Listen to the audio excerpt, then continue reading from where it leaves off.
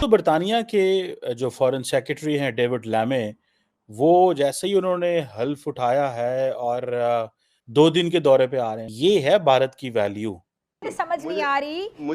तो जिस पॉपुलैरिटी को ट्रम्प ने अपने जो उनके ऊपर हमला हुआ उसके बाद वो वहां तक लेकर पहुंचे अपनी पॉपुलैरिटी को, वो उनकी पॉपुलैरिटी सिर्फ 2 दिन के अंदर कमाला हैरिस ने डाउन कर दी है। लेकिन नए फॉरेन सेक्रेटरी का हल्फ उठाते ही भाग के इंडिया आ जाना, that tells a big story. ये एक बहुत बड़ी स्टोरी है भाई, ये इतना कोई आसान काम नहीं है। उसके बाद कुछ शर्मिंदगी है, आपकी पार्टी सोशल मीडिया पे क्या करती है? और ट्रम्प 44 से 42% पर आ गए हैं और कमाला हैरिस इस वक्त बहुत स्ट्रांग होती हुई नजर आ रही हैं। अच्छा, अच्छा। क्या वैल्यू रह गई पाकिस्तान के वजीर खारजा के? जो बरतानवी पार्लियामेंटेरियंस हैं, वो पाकिस्तान के खिलाफ लॉबिंग कर रहे हैं। अमेरिका में तो हमारे इतने कॉन्टैक्ट नहीं हैं, लेकिन बरतानिया में तो थे। समझ नहीं आ रही। नमस्कार, जय हिंद, वंदे मातरम। दोस्तों, राज हिंदुस्तान में आप सभी का स्वागत है।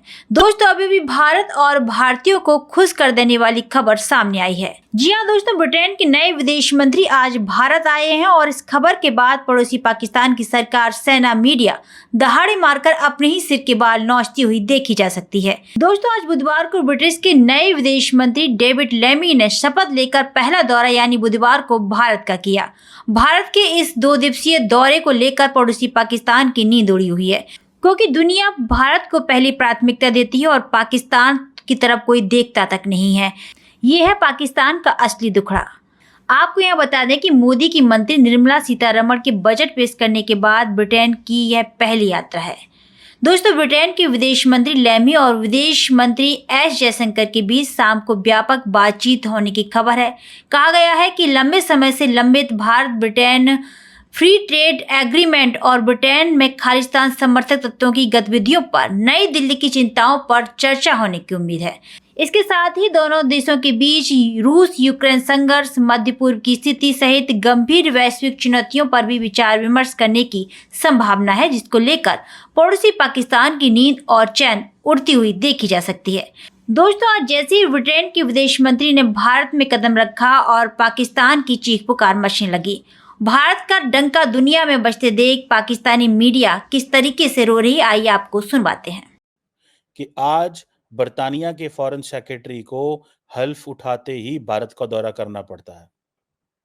अमेरिका के नेशनल सिक्योरिटी एडवाइजर को जैसे ही पता चलता है कि भारत के अंदर एक नई सरकार आ गई है, तो वो भागे भागे इंडिया पहुंच जाते हैं। अमेरिका और भारत और बरतानिया इस तरह के ताल्लुकात रख रहे हैं। जबकि पाकिस्तान में नई हुकूमत आई, किसी बरतानवी ओहदेदार ने फ़ोन तो दूर की बात, जो मुझे याद पड़ता है, उल्टा पाकिस्तान की डेमोक्रेसी के ऊपर क्वेश्चन मार्क लगा दिए, इलेक्शंस पे क्वेश्चन मार्क लगा दिए पिछले फॉरेन सेक्रेटरी ने।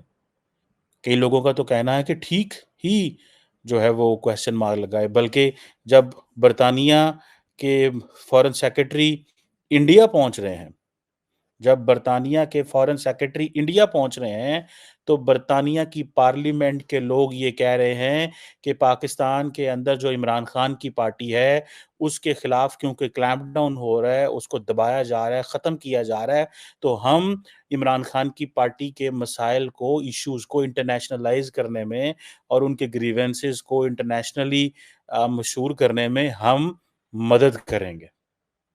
जबकि पाकिस्तान से तो नए फॉरेन सेक्रेटरी की बात नहीं हुई, तो पाकिस्तान के वज़ीर ख़ारजा ने आज कॉल कर ली है। आज ही कॉल की है, मज़े की बात ये है।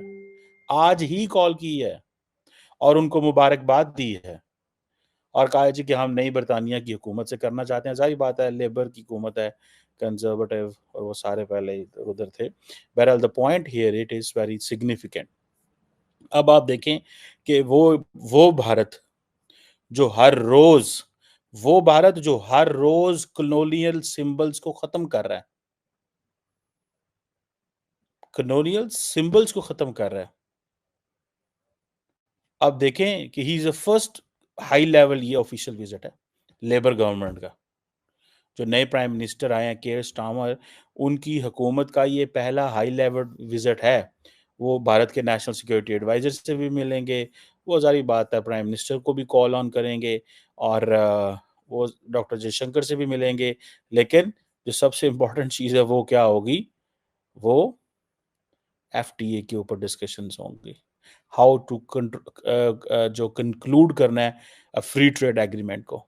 और आपको पता है स्ट्रेटेजिक पार्टनरशिप की तो वो ऑलरेडी बात करते हैं, और बहुत सारे जो इंडियंस हैं उनकी डिटेंशंस हुई हैं बरतानिया के अंदर। इंडियंस एंड ब्रिटिश का जो बड़ा प्रॉब्लम है वो एक्सट्रेडिशंस का भी है, कि बरतानिया कह रहा है हम इनको एक्सट्राडाइट करना चाहते हैं, इंडिया कहता है नहीं एक्सट्राडाइट ना करो, इनको रखो। ये एक कॉन्फ्लिक्ट है, एक पॉइंट ऑफ कॉन्फ्लिक्ट है दोनों जिसे कहते हैं ना मुल्कों के लोगों के दरमियान। अब लेट्स सी इसमें क्या होता है, कैसे चीजें चलती हैं। लेकिन नए फॉरेन सेक्रेटरी का हल्फ उठाते ही भाग के इंडिया आ जाना, that tells a big story. ये एक बहुत बड़ी स्टोरी है भाई, ये इतना कोई आसान काम नहीं है, ठीक है ना जनाब, ये कोई इतनी छोटी चीज नहीं है।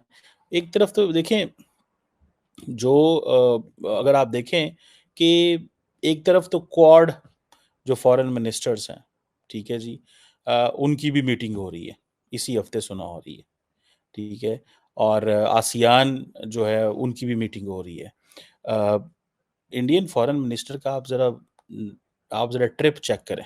अगर आपने चेक करना हो कि इंडियन फॉरेन मिनिस्टर कितने बिजी हैं, तो just look at his itinerary, check करें कि वो किधर किधर जा रहे हैं और कहाँ कहाँ जा रहे हैं। ट्रस्ट मी, उनका पूरा वीक कितना मसरूफ होता है, जबकि पाकिस्तानी वज़ीर खारजा को कोई पूछता नहीं। साढ़े वज़ीर खारजा जड़े ने वो सारा टाइम आपस में चीज जड़ा ना एक शहर तो दूसरे शहर, वज़ीर खारजा का ज़्यादा दिल करता है मैं वज़ीर आज़म बनूं, तो वो बेचारे सारा टाइम इन चीज़ों में लगे रहते हैं। कि मैं ऐसे ही, मुझे तो किसी ने ये भी बताया था कि वज़ीर खारजा साहब जो हैं वो इंतज़ार करते रहते हैं कि कब वज़ीर आज़म का जो दौरा है, कब वज़ीर आज़म का शेड्यूल तय होगा, तो तब वज़ीर खारजा का शेड्यूल तय होगा।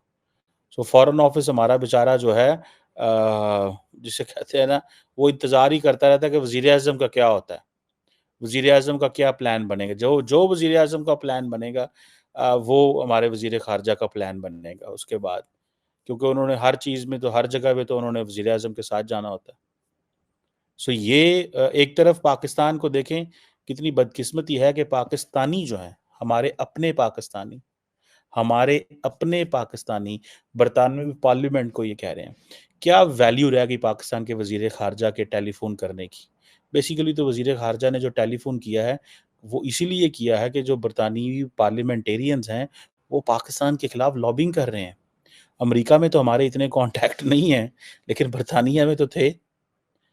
आप सिर्फ देखें, इंडिया के जो डॉक्टर जयशंकर की फॉरेन मिनिस्टर की ज़रा एक्टिविटीज़ चेक करें। एक तो बहुत सारी बात है, फॉरेन सेक्रेटरी लेमे आ रहे हैं, भूटान का किंग चलो प्राइवेट विजिट पे आया हुआ है।